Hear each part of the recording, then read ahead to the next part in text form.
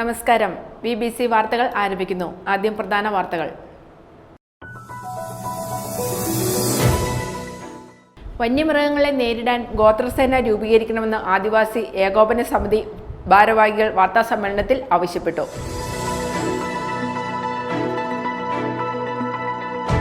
Vannappuram high range റൂട്ടിൽ town ജുമാ മസ്ജിദിന്റെ മുൻഭാഗത്ത് വാട്ടർ അതോറിറ്റിയുടെ പൈപ്പ് പൊട്ടി കുടിവെള്ളം പാഴാകാൻ തുടങ്ങിയിട്ട് ഒരാഴ്ച പിന്നിട്ടിട്ടും തിരിഞ്ഞു നോക്കാതെ അധികാരികൾ. അരിക്കുഴിയിൽ പ്രവർത്തിക്കുന്ന ഇടുക്കി ജില്ലാ മണ്ണ് പരിശോധന ലാബോറട്ടറിക്ക് national accreditation board for test and calibration ലാബോറട്ടറീസിന്റെ അംഗീകാരം. കരിങ്കുന്നം ഗ്രാമപഞ്ചായത്ത് ഭിന്നശേഷി വിഭാഗം സൗഹൃദ കൂട്ടായ്മ സംഘടിപ്പിച്ചു. ഗ്രാമപഞ്ചായത്ത് പ്രസിഡന്റ് കെ തോമസ് ഉദ്ഘാടനം നിർവഹിച്ചു. സാധാരണക്കാരുടെ ലക്ഷക്കണക്കിന് രൂപ തട്ടിയെടുത്ത പാതിവില തട്ടിപ്പിന്റെ ഇരകൾ പരാതിയുമായി രംഗത്തെത്തി.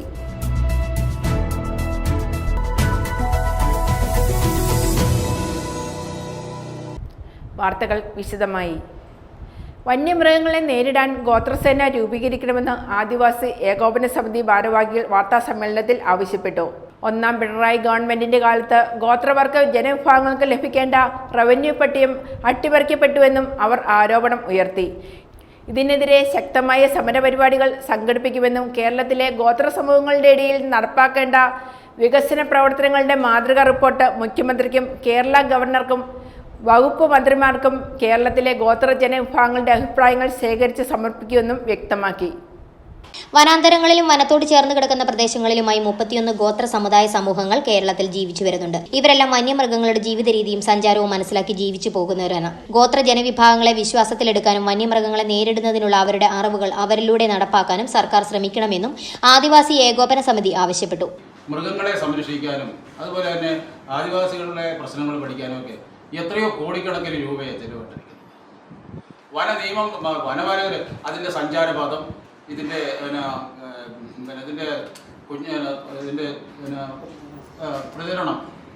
പ്രചരണം ഇങ്ങനെയൊക്കെ ഓരോ കാര്യങ്ങൾക്കും വേണ്ടിയിട്ട് ഇന്ന് വരെ ചെലവാക്കിയിരിക്കുന്ന കോടിക്കണക്കിന് രൂപ, കോടാനുകോടി രൂപ ഇന്ന് പറഞ്ഞിരിക്കുന്നത് ആ പണം ഇവിടെ ഇത് തിരിച്ചെടുക്കണ്ടേ വനം വകുപ്പ്?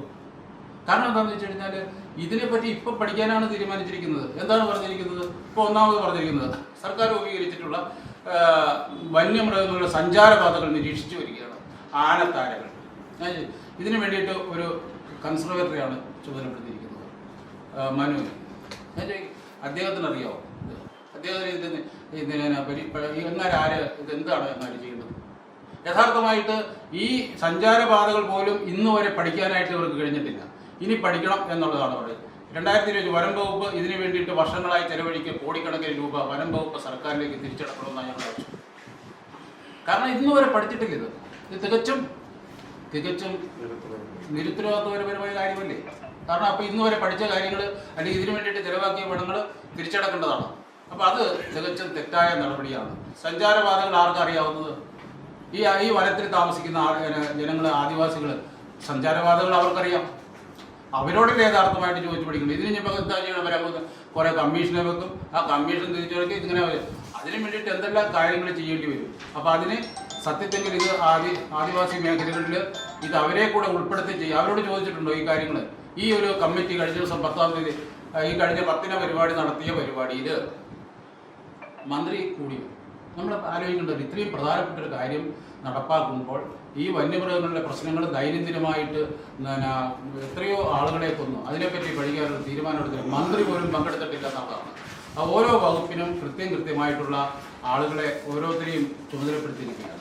ആ ചുമതലപ്പെടുത്തിയിരിക്കുന്ന ആളുകളുടെ അവർക്ക് ഇതിനെപ്പറ്റി എന്തെങ്കിലും പറയാൻ പറ്റത്തില്ലല്ലോ.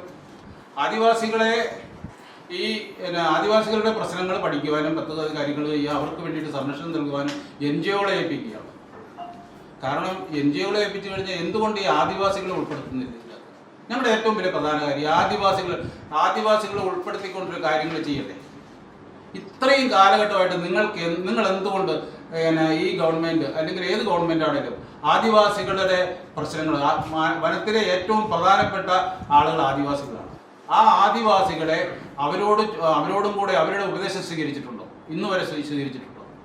ഇന്ന് വരെ പല ആളുകളും ഇവരുടെ ആ കാര്യങ്ങളെല്ലാം പഠിക്കാൻ വേണ്ടിയിട്ടും പദ്ധതികൾക്ക് വേണ്ടിയിട്ടും കോടിക്കണക്കിന് രൂപ ചെലവിടുന്നുണ്ട്. ആ NGO-കളുടെ കാര്യങ്ങൾക്ക് വേണ്ടിയിട്ട് ഇനിയും പണം ചെലവാക്കി അവരുടെ ഇത് ഏൽപ്പിക്കാനാണോ ഇതിൻ്റെ പരിപാടി? ഇത് തികച്ചും തെറ്റാണ്. ഇത് ഞങ്ങൾ ശക്തമായിട്ട് എതിർക്കുകയാണ് ഇതിനെ. ഒന്നാം പിണറായി ഗവൺമെന്റിന്റെ കാലത്ത് ഗോത്രവർഗ ജനവിഭാഗങ്ങൾക്ക് ലഭിക്കേണ്ട റവന്യൂ പട്ടയം അട്ടിമറിക്കപ്പെട്ടു. ഇതിനെതിരെ ശക്തമായ സമരപരിപാടികൾ സംഘടിപ്പിക്കും. കേരളത്തിലെ ഗോത്ര സമൂഹങ്ങളുടെ ഇടയിൽ നടപ്പാക്കേണ്ട വികസന പ്രവർത്തനങ്ങളുടെ മാതൃക റിപ്പോർട്ട് മന്ത്രിക്കും കേരള ഗവർണർക്കും വകുപ്പ് മന്ത്രിമാർക്കും കേരളത്തിലെ ഗോത്ര ജനവിഭാഗങ്ങളുടെ അഭിപ്രായങ്ങൾ ശേഖരിച്ച് സമർപ്പിക്കുമെന്നും അവർ കൂട്ടിച്ചേർത്തു. തൊടുപുഴയിൽ നടത്തിയ വാർത്താ സമ്മേളനത്തിൽ president KM Ashok Kumar, general secretary Mohanan എന്നിവർ പങ്കെടുത്തു. News bureau, Thodupuzha. കുടിവെള്ളം ഇല്ലാതെ നാട്ടുകാർ, വെള്ളം പാഴാക്കി വാട്ടർ അതോറിറ്റി. വണ്ണപ്പുറ ഹൈറേഞ്ച് റൂട്ടിൽ ടൗൺ ജുമാ മസ്ജിദിന് മുൻഭാഗത്ത് വാട്ടർ അതോറിറ്റിയുടെ പൈപ്പ് പൊട്ടി കുടിവെള്ളം പാഴാക്കാൻ തുടങ്ങിയിട്ട് ഒരാഴ്ച പിന്നിട്ടിട്ടും തിരിഞ്ഞു നോക്കാതെ അധികാരികൾ. ജനങ്ങൾ പലവട്ടം വിളിച്ചറിയിച്ചെങ്കിലും ശ്രദ്ധയിൽപ്പെട്ടിട്ടില്ല എന്നാണ് AEയുടെ മറുപടി. വണ്ണപ്പുറം ഹൈറേഞ്ച് റൂട്ടിൽ ടൗൺ ജുമാ മസ്ജിദിന് മുൻഭാഗത്ത് വാട്ടർ അതോറിറ്റിയുടെ പൈപ്പ് പൊട്ടി കുടിവെള്ളം പാഴാകാൻ തുടങ്ങിയിട്ട് ഒരാഴ്ച പിന്നിട്ടിട്ടും തിരിഞ്ഞു നോക്കാതെ അധികാരികൾ. ജനങ്ങൾ പലവട്ടം വിളിച്ചറിയിച്ചെങ്കിലും ശ്രദ്ധയിൽപ്പെട്ടിട്ടില്ല എന്നാണ് AEയുടെ മറുപടി. വണ്ണപ്പുറം പഞ്ചായത്തിലെ അതിരൂക്ഷമായ കുടിവെള്ള ക്ഷാമം നേരിടുന്ന ഈ സാഹചര്യത്തിൽ നമ്മുടെ ഈ വണ്ണപ്പുറം ടൗൺ ജുമാ മസ്ജിദിൻ്റെ ഫ്രണ്ടിൽ പൈപ്പ് ലൈൻ പൊട്ടിയിട്ട് ഏകദേശം ഒരാഴ്ച കാലയളവായി. ഞങ്ങൾ പല അധികാരികളോട് വിളിച്ച് പരാതിപ്പെട്ടിട്ടും യാതൊരു മാറ്റം ഇതുവരെ വന്നിട്ടില്ല. ഇന്നും വെള്ളം അതിരൂക്ഷമായിട്ട് റോഡ് വഴി പോയിക്കൊണ്ടിരിക്കുകയാണ്. ഇതുവഴി കടന്നു പോകുന്ന യാത്രക്കാർക്കും കാൽനട സഞ്ചാരികൾക്കും വളരെയധികം ബുദ്ധിമുട്ട് സൃഷ്ടിക്കുന്ന ഒരു സാഹചര്യത്തിലൂടെയാണ് കടന്നു പോയിക്കൊണ്ടിരിക്കുന്നത്. കുടിവെള്ളം കിട്ടാതെ വണ്ണപ്പുറം പഞ്ചായത്തിലെ വെൺമറ്റം മുണ്ടൻമുടി 40 ഏക്കർ ഭാഗത്തെ ജനങ്ങൾ ബുദ്ധിമുട്ടുമ്പോഴാണ് ഇവിടെ ആയിരക്കണക്കിന് ലിറ്റർ വെള്ളം പാഴാകുന്നത്. കൂടാതെ റോഡിൽ വെള്ളം കെട്ടിക്കിടക്കുന്നത് മൂലം വിദ്യാർത്ഥികളടക്കം കാൽനട യാത്രക്കാർക്കും വ്യാപാരികൾക്കും ഏറെ ബുദ്ധിമുട്ട് സൃഷ്ടിക്കുന്നു. വാട്ടർ അതോറിറ്റി അലംഭാവം ഒഴിവാക്കി ജലവിതരണ പൈപ്പ് നന്നാക്കി കുടിവെള്ള വിതരണം സുഗമമാക്കണമെന്നാണ് നാട്ടുകാരുടെ ആവശ്യം. ഇടുക്കി ജില്ലാ മണ്ണ് പരിശോധന ലാബോറട്ടറിക്ക് ദേശീയ അംഗീകാരം. പരിമിതികൾക്കിടയിലും സഞ്ചരിക്കുന്ന മണ്ണ് പരിശോധന വാഹന സംവിധാനം, മണ്ണ് സാമ്പിളുകൾ പരിശോധിച്ച് മണ്ണ് പരിശോധന കാർഡുകൾ ഓൺലൈനായി കർഷകർക്ക് ലഭ്യമാക്കുക തുടങ്ങിയ വിവിധ സേവനങ്ങൾ നൽകിയതിന്റെ അടിസ്ഥാനത്തിലാണ് അവാർഡ് ലഭിച്ചിരിക്കുന്നത്. NABL അംഗീകാരം ലഭ്യമായതിനാൽ കൂടുതൽ കാര്യക്ഷമവും കൃത്യതയും സമയബന്ധിതമായും സേവനം കർഷകർക്ക് ഉണ്ടാകുമെന്ന് ജില്ലാ ഓഫീസർ പറഞ്ഞു. അരിക്കുഴിയിൽ പ്രവർത്തിക്കുന്ന ഇടുക്കി ജില്ലാ മണ്ണ് പരിശോധന ലബോറട്ടറിക്ക് national accreditation board for test and calibration ലബോറട്ടറീസിന്റെ അംഗീകാരം. സംസ്ഥാന കൃഷി വകുപ്പിന് കീഴിൽ 1982 ഇടുക്കി ജില്ലാ മണ്ണ് പരിശോധനാ കേന്ദ്രം സ്ഥാപിതമായത്.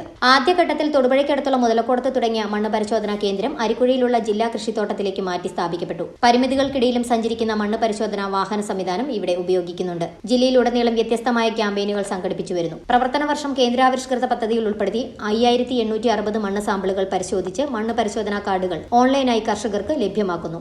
നടപടികൾ ഊർജിതമായി നടന്നുവരുന്നു. കൂടാതെ സംസ്ഥാന ഗവൺമെന്റിന്റെ പദ്ധതിയിൽ 8000 സാമ്പിളുകളും പരിശോധിക്കുമെന്ന് ജില്ലാ ഓഫീസറും അസിസ്റ്റന്റ് സോയിൽ കെമിസ്റ്റുമായ ശശിലേഖ രാഘവൻ പറഞ്ഞു. NABL അംഗീകാരം ലഭ്യമായതിനാൽ കൂടുതൽ കാര്യക്ഷമവും കൃത്യതയും സമയബന്ധിതമായും സേവനം കർഷകർക്കുണ്ടാകുമെന്നും പറഞ്ഞു. News bureau, Thodupuzha. ആലക്കോട് പഞ്ചായത്തിൽ ക്യാൻസർ സ്ക്രീനിങ്ങും ബോധവൽക്കരണ ക്ലാസും നടത്തി. യോഗം പ്രസിഡന്റ് ജാൻസി മാത്യു ഉദ്ഘാടനം ചെയ്തു. ആലക്കോട് ഗ്രാമപഞ്ചായത്ത് വൈസ് പ്രസിഡന്റ് ബൈജു ജോർജ് അധ്യക്ഷത വഹിച്ചു. നിരവധി പേർ പങ്കെടുത്തു.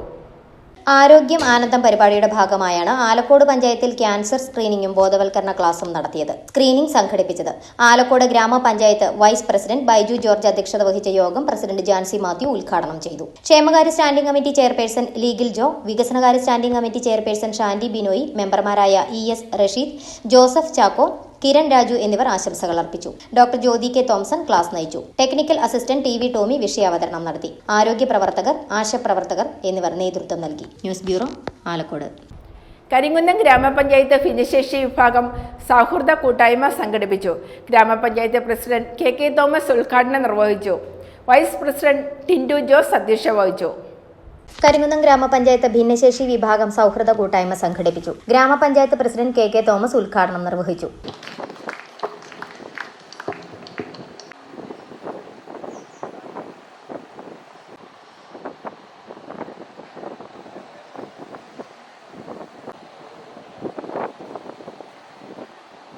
സ്നേഹവും സാഹോദര്യവും ഒക്കെ കൂടുതലായിട്ടുള്ളത് ഇങ്ങനെ കൂടുന്ന കൂട്ടായ്മയിലുള്ള നിങ്ങൾക്കുള്ളതാണ്. തീർച്ചയായും കരിങ്കുന്നം ഗ്രാമപഞ്ചായത്തിൽ ഇവിടെയുള്ള നമ്മളെല്ലാവരും ഒരു സൗഹൃദമായി കണ്ടുകൊണ്ട് കുറവ് എന്നുള്ളത് ആർക്കും ഇല്ല എന്ന് ധരിച്ചുകൊണ്ട് മുമ്പോട്ട് പോകണമെന്ന് മാത്രമാണ് എനിക്ക് പറയാനുള്ളത്. നമ്മുടെ മനസ്സിനെ സന്തോഷിപ്പിച്ചുകൊണ്ട് എപ്പോഴും ചിരിച്ചുകൊണ്ട് നിങ്ങൾ മുമ്പോട്ട് പോകണം. നിങ്ങൾ വിചാരിക്കുന്ന പോലെ ഇപ്പം ഞങ്ങളെ കാണുമ്പോൾ ഞങ്ങൾക്കൊക്കെ പ്രത്യക്ഷത്തിൽ ഇങ്ങനെയാണെങ്കിലും ഒരുപാട് പ്രശ്നങ്ങളെ അഭിമുഖീകരിക്കുന്നവരാണ് ഞങ്ങൾ. അതുകൊണ്ട് ഞാൻ വീണ്ടും ഓർപ്പിക്കുന്നു, ഒരു വീട് പോലെ, ഒരു കൂട്ടായ്മ പോലെ ഒന്നിച്ച് സഹകരിച്ച് പരസ്പരം കണ്ടറിഞ്ഞ് സഹായിച്ച് മുമ്പോട്ട് പോകണമെന്ന് മാത്രം പറഞ്ഞുകൊണ്ട്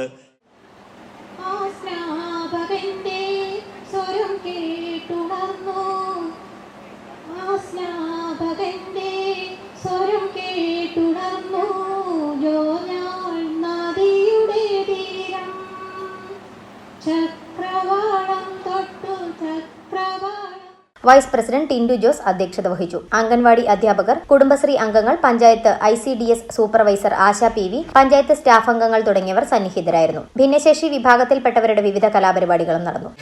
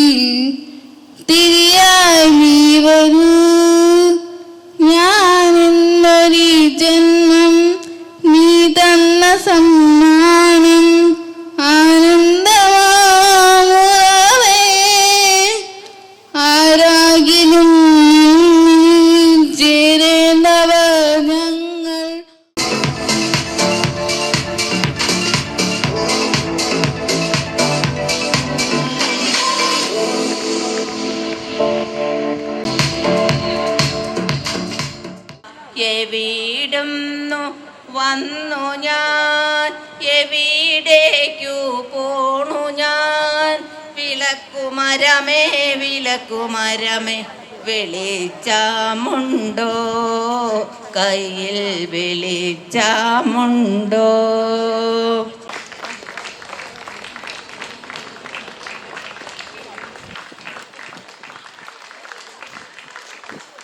ओ सो तो एक बार जागो तो एक बार, जब तेरी आंखों में झांको तो एक बार, छूले तो एक बार, छेड़े तो एक बार, बालों से मेरे तो खेले तो एक बार, हीरे से उंगली दबाए तो एक बार, पाँव से पाँव लड़ाए तो एक बार, मेरे बगल में तू आ जाए तो एक बार.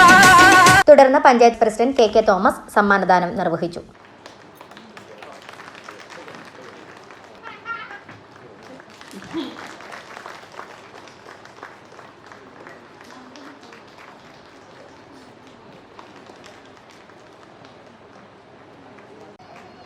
ഫാൻസി ഡ്രസ് അവതരിപ്പിച്ച നന്ദിനിയാണ്. നമുക്ക് നല്ലൊരു കൈയ്യടി കൊടുക്കാൻ കുട്ടിക്ക്.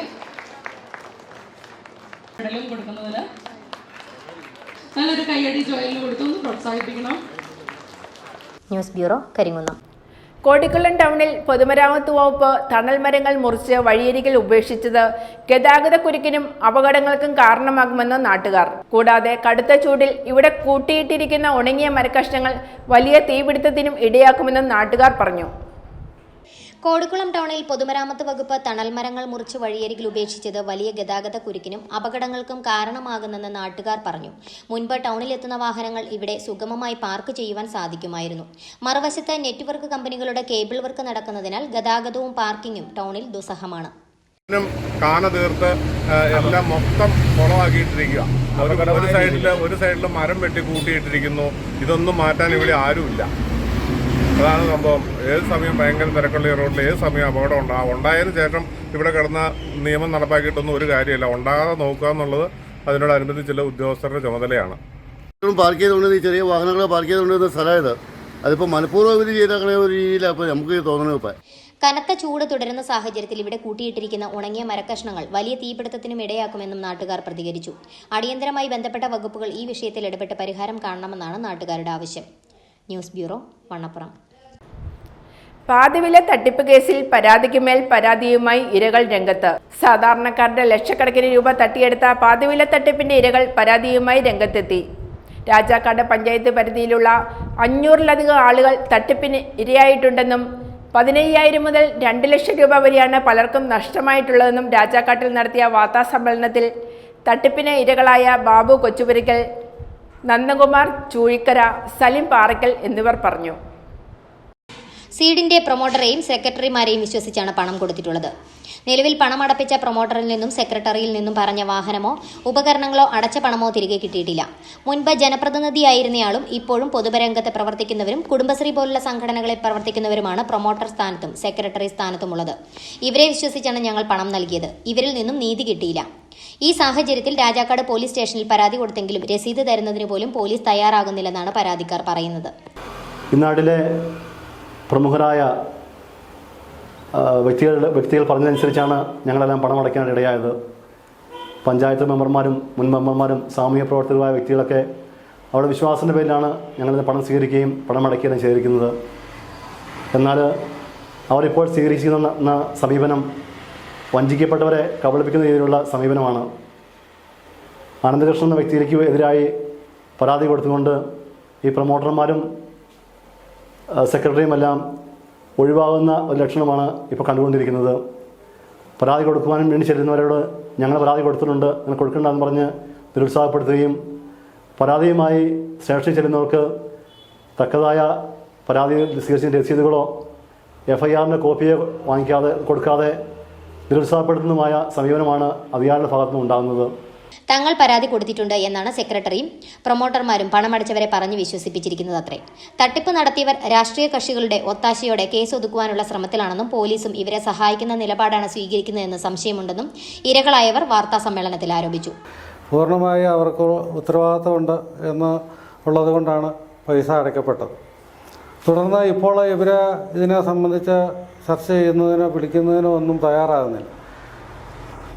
ഈ അംഗങ്ങളെ ഇവർ ചേർത്തിരിക്കുന്ന അംഗങ്ങളെ വിളിച്ചു ചേർത്ത് ഇതിൻ്റെ കാര്യങ്ങളെ സംബന്ധിച്ച് വിശദീകരിക്കുകയും കേസുകളുമായി മുന്നോട്ട് പോകുന്നുള്ള നടപടി ഇവർ സ്വീകരിക്കണം എന്നാണ് പറയാനുള്ളത്.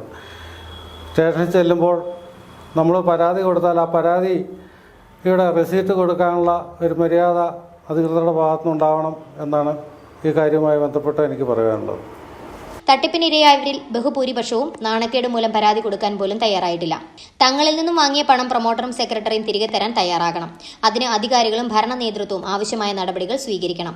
അല്ലാത്ത പക്ഷം പണം നഷ്ടപ്പെട്ടവർ അതിന് ഉത്തരവാദികളായ പ്രൊമോട്ടറുടെയും സെക്രട്ടറിയുടെയും ഭവനങ്ങളിലേക്ക് സമരം നടത്തേണ്ടി വരുമെന്നും കബളിപ്പിക്കപ്പെട്ടവർ മുന്നറിയിപ്പ് നൽകി. തൊടുപുഴയ്ക്കായി വസ്ത്രവിസ്മയമൊരുക്കി the Roots multi brand showroom തൊടുപുഴയിൽ പ്രവർത്തനം ആരംഭിച്ചു. കോലാനി വെങ്ങല്ലൂർ ബൈപ്പാസിൽ ആരംഭിച്ച ദ റൂട്ട്സ് മൾട്ടി ബ്രാൻഡ് ഷോറൂമിന്റെ ഉദ്ഘാടനം മുനിസിപ്പൽ ചെയർപേഴ്സൺ സബീന ബിഞ്ചു നിർവഹിച്ചു. വസ്ത്രങ്ങളുടെ കമനീയ ശേഖരം ഒരുക്കി the Roots multi branded showroom തൊടുപുഴയിൽ പ്രവർത്തനം ആരംഭിച്ചു.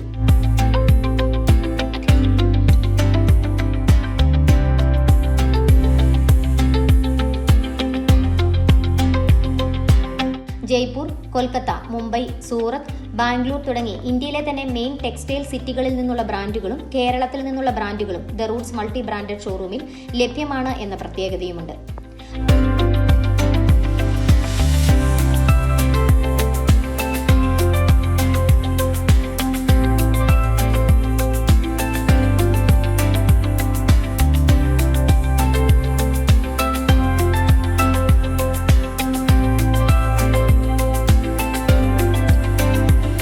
Municipal chairperson Sabeena Binju the Roots multi branded ഷോറൂമിന്റെ ഉദ്ഘാടനം നിർവഹിച്ചു.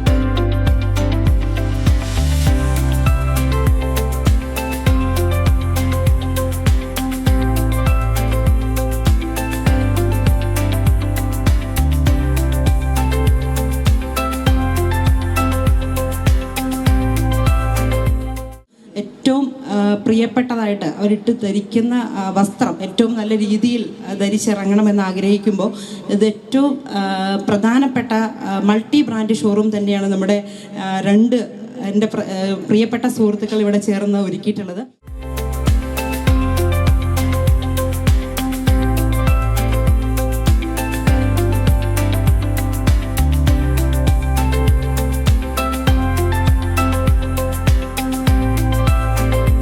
വസ്ത്രങ്ങൾക്ക് പുറമെ ഹോം ഡിക്കോർ, ജ്വല്ലറി, പെർഫ്യൂംസ് തുടങ്ങിയവയും ദ റൂട്ട്സിൽ ഒരുക്കിയിട്ടുണ്ട്.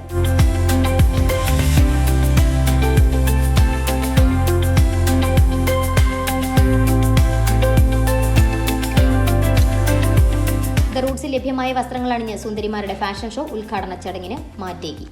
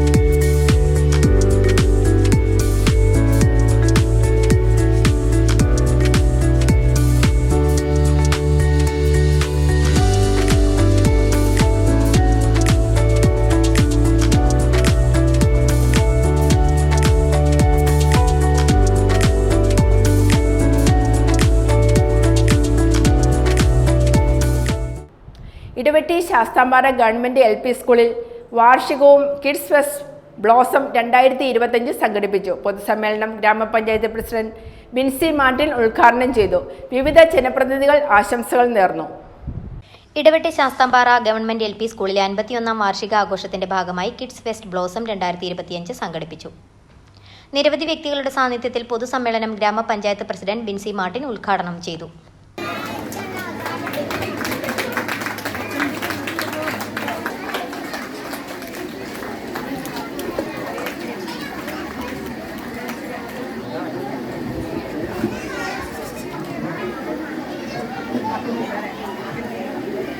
പ്രിയപ്പെട്ടവരെ, ഒരു ഗവൺമെന്റ് സ്കൂളിന് വേണ്ടി ഒരു നാട് ഒറ്റക്കെട്ടായിട്ട് ഇത്രമാത്രം ആത്മാർത്ഥമായിട്ട് പ്രവർത്തിക്കുന്നത് കേരളത്തിൽ ഒരിടത്തും കാണില്ല എന്ന് എനിക്ക് പറയാൻ സാധിക്കും. അത്രമാത്രം നല്ല ഒരു PTA-യും എക്സിക്യൂട്ടീവ് കമ്മിറ്റിയും. PTA പ്രസിഡന്റ് പ്രകാശ് തങ്കപ്പൻ അധ്യക്ഷത വഹിച്ചു. അധ്യാപകനും ചലച്ചിത്ര നടനുമായ വിവീഷ് വി റോൾഡൻ മുഖ്യപ്രഭാഷണം നിർവഹിച്ചു. അപ്പോൾ ജ്ഞാനം വിജ്ഞാനം, ജ്ഞാനം എന്ന് പറഞ്ഞാൽ നമുക്കുള്ള സൂക്ഷ്മമായ ശുദ്ധമായ അറിവാണ്. വിജ്ഞാനം എന്നാൽ അപ്ലൈഡ് നോളജാണ്. അപ്ലൈഡ് നോളജ്, അറിവിനെ ഉപയുക്തമാക്കാനുള്ള കഴിവ് നമ്മൾ നേടിയെടുത്തതിൻ്റെ അടിസ്ഥാനത്തിലാണ് ഇത്ര സുന്ദരമായി നമ്മൾ നിലത്തിരിക്കാതെ കസേരകളിലിരിക്കുന്നത്.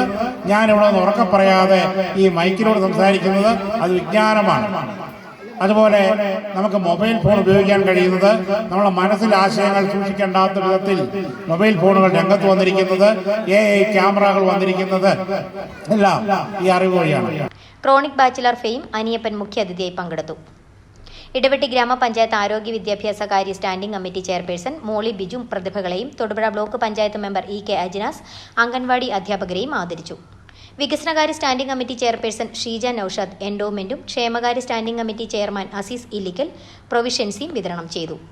സീനിയർ അധ്യാപിക ഷാർമിമോൾ M, വാർഡ് മെമ്പർമാരായ Sujatha Sivan Nair, Subaida Anas, Bindu Sreekanth, Latheef Muhammad, Thahira Ameer, Baby Thomas, Susy Roy, AK Subhash Kumar, Ajmal Khan Azeez, Thodupuzha BRC BPCMR Anilkumar, ICDS supervisor Vidya M Divakaran, വിദ്യാലയ വികസന സമിതി chairman CB Jose, SRG convener Shahana Kareem, MPTA president Anu Shajan എന്നിവർ ആശംസകൾ നേർന്നു.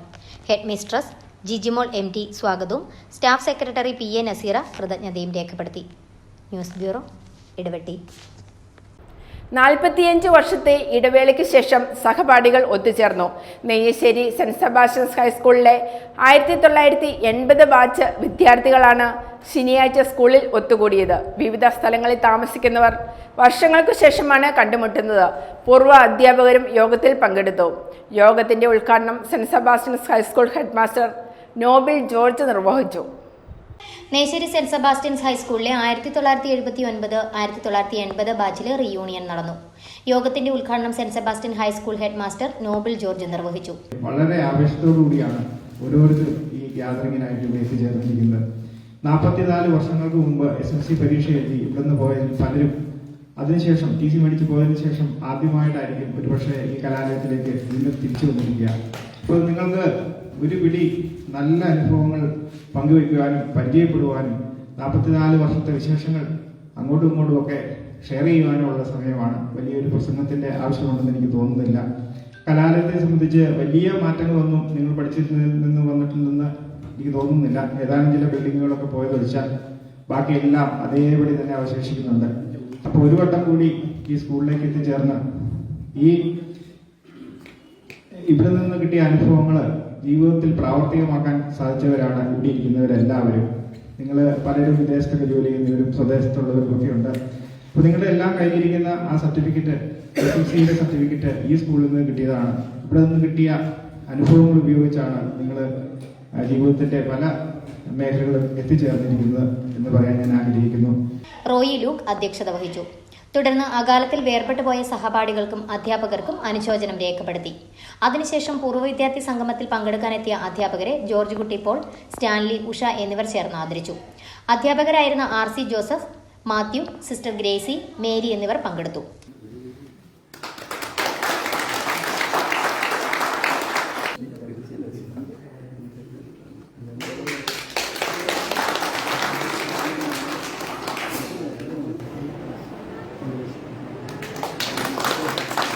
കവി തൊമ്മൻകുത്ത് ജോയ് കവിത ചൊല്ലി.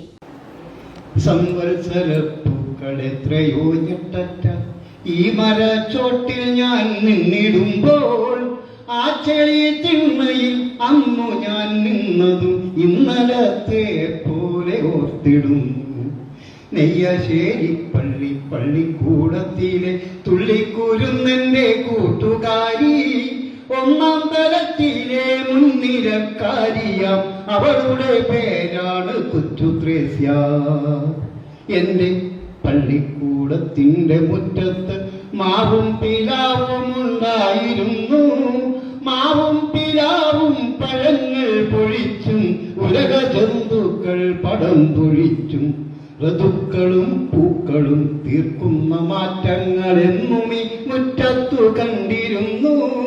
ഈർക്കിളി ചൂലുകൊണ്ടെന്നും ഈ മുറ്റങ്ങൾ ത്രേസ്യാക്കുട്ടി ചേച്ചി തൂത്തിരുന്നു.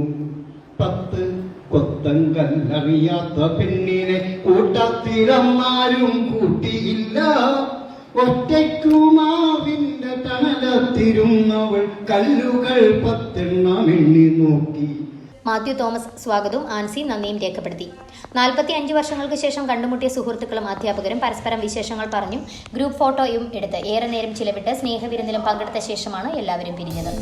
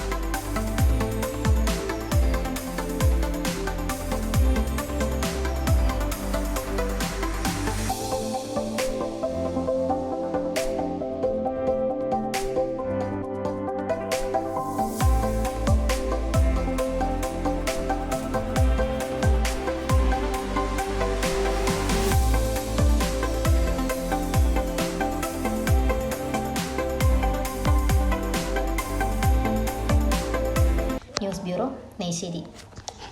കാളിയാർ സെന്റ് മേരീസ് LP സ്കൂളിൽ ഇന്റർ സ്കൂൾ ഡ്രോയിങ് കോമ്പറ്റീഷൻ നടന്നു. 25-ന് നടക്കുന്ന സ്കൂളിന്റെ 75-ാം വാർഷികാഘോഷത്തിന് മുന്നോടിയായാണ് ചിത്രരചനാ മത്സരം നടത്തിയത്. വിവിധ സ്കൂളുകളിൽ നിന്നായി ധാരാളം കുട്ടികൾ പങ്കെടുത്തു. School head mistress Salji Emmanuel, അധ്യാപിക ഗീതു ജോർജ് എന്നിവർ ഡ്രോയിംഗ് കോമ്പറ്റീഷന് നേതൃത്വം നൽകി. കഴിഞ്ഞ 75 വർഷങ്ങളായി കാളിയാർ ഗ്രാമത്തിന്റെ അക്ഷര വെളിച്ചമായി പ്രശോഭിക്കുന്ന Kaliyar Saint Mary's LP school 25-ന് സ്കൂൾ വാർഷികവും അധ്യാപക രക്ഷകർതൃ ദിനവും പൂർവാധ്യാപക സംഗമവും സമുചിതമായി ആഘോഷിക്കുകയാണ്. ഇതിനോടനുബന്ധിച്ചാണ് സ്കൂളിൽ ഇന്റർ സ്കൂൾ ഡ്രോയിംഗ് കോമ്പറ്റീഷൻ സംഘടിപ്പിച്ചത്. പ്ലാറ്റിനം ജൂബിലിയോടനുബന്ധമായി നടന്ന ചിത്രരചനാ മത്സരത്തിൽ വിവിധ സ്കൂളുകളിൽ നിന്നായി ധാരാളം കുട്ടികൾ പങ്കെടുത്തു. വിജയികൾക്ക് ഒന്നാം സമ്മാനം 3001 രൂപയും, രണ്ടാം സമ്മാനം 2001 രൂപയും, മൂന്നാം സമ്മാനം 1001 രൂപയും നൽകും. വിജയികൾക്കുള്ള സമ്മാനങ്ങൾ 25-ന് നടക്കുന്ന സ്കൂൾ പ്ലാറ്റിനം ജൂബിലി ആഘോഷവേദിയിൽ നൽകുമെന്ന് school head mistress Salji Emmanuel അറിയിച്ചു.